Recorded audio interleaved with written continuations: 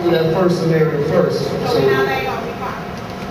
I mean, anyway, you laid off, but there's no anticipation right now. I'm being very direct with it. No, you're not fired, because that's a whole different term, and labor getting involved and all that.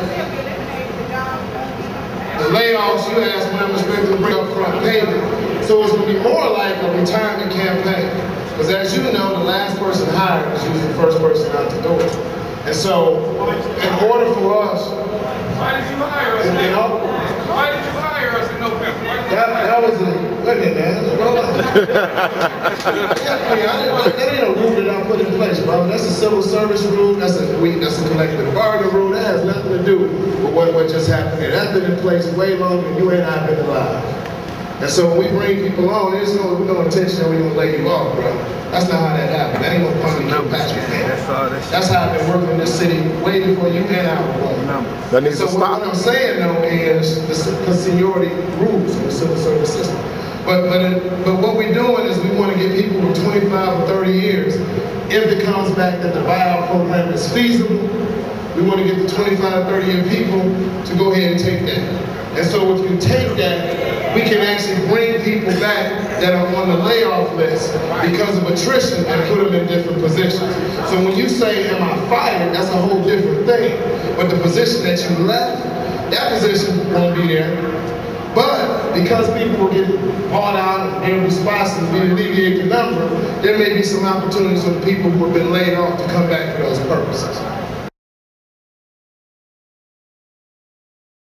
Does that make sense? Yeah.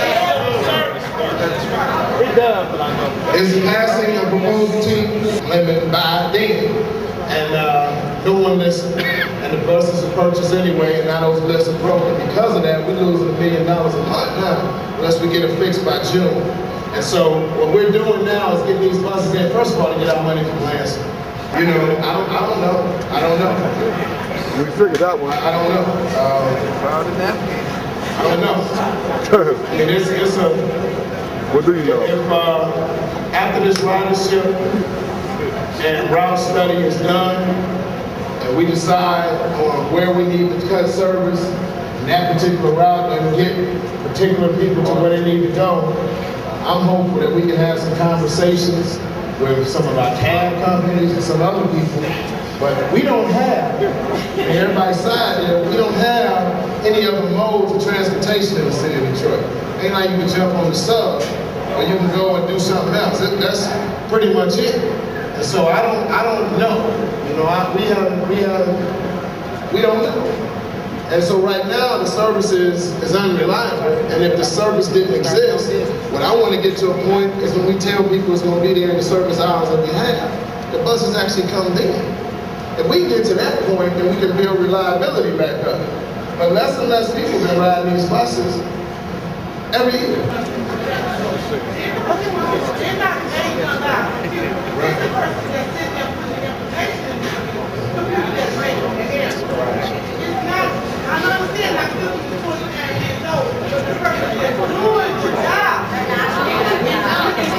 We want it at the top of the board, but if we let them all go, or many of them go, let's just say 1,000 of them leave. Will that solve our budget problem? Because we still got 15,000 people left. So you have to look at all that, which is why I said it's an evaluation. It sounds way easier than it actually is, but it's all money still. It ain't like they leave forever. So what we're doing is an analysis of what we need to do and how we need to structure the program. Yes, ma'am. First of all, for me, myself, I can, because my livelihood is in jeopardy. When I was hired here for 95% to I'm trying to take a picture. I'm trying to put it up. That camera ain't gonna work, honey. I'm no longer 95 to 100% farm. I have a shattered spine that has to have surgery. I miss revenue. My family has fell apart. And you're telling me you actually think we really care? We want to know.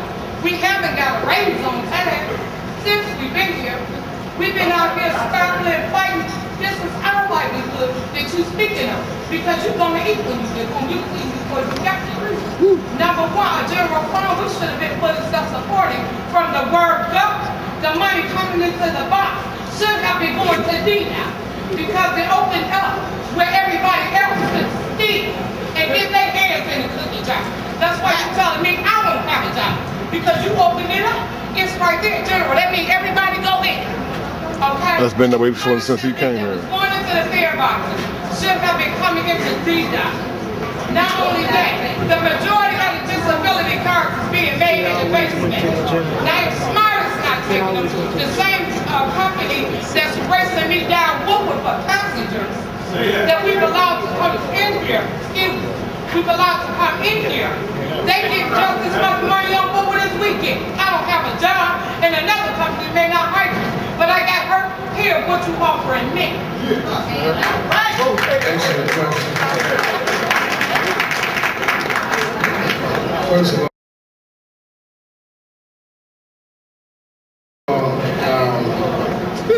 let me reiterate,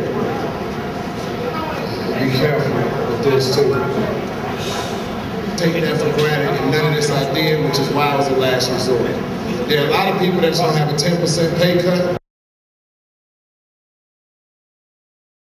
And there's a much smaller group that are gonna be laid off and have no money at all.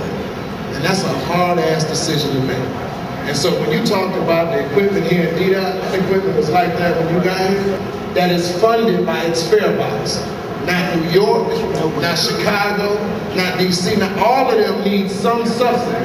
And what I'm saying is that the subsidy usually comes from a dedicated tax or something like that. There's no way that we can ever fund any bus or transportation system from what's in the fare box. One transit institution here in Detroit. Okay, if they only pay for one transit system, that means normally Smart has been getting some and a villages. Okay, we have been getting a little bit of something, but we giving everybody disability can't even get on a Smart bus without putting something in the box. Right. My point is this. Let me just say this, Smart, we agree 100% on this Smart thing. Okay. When I was in Lansing, we came to the mayor at that time and said this is the wrong move to be making. We were the same people who came and said why you not extending the bus drives and march out from the city county building when I was in the state house to do some of the same things you're talking about. The reason why seniors and disabled people are riding free is because city council getting laid off.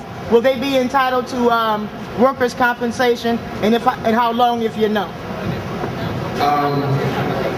You mean unemployment? Yes. Yeah, the people that are getting laid off will be entitled to unemployment. Okay. When we said a 10% cut, we said a 10%, unlike when it was done in the 80s, we're saying a 10% cut across all levels of government. Every mayoral appointee, all the non-union, and doing it with the union personnel in the form of the days without pay. We also are taking all the city vehicles from all mayoral appointees and general assigned vehicles from all people around all these departments, including DDOT, the data cars, and do whatever they want to do with them. We're pulling all those cars. I hear you. I hear you. I think her overwhelming message was that we should have a whole concrete thing. It's impossible. Let me just say that. It's impossible to have a concrete thing if I don't sit down with Al Gary, Lehman, Ed Gaffney,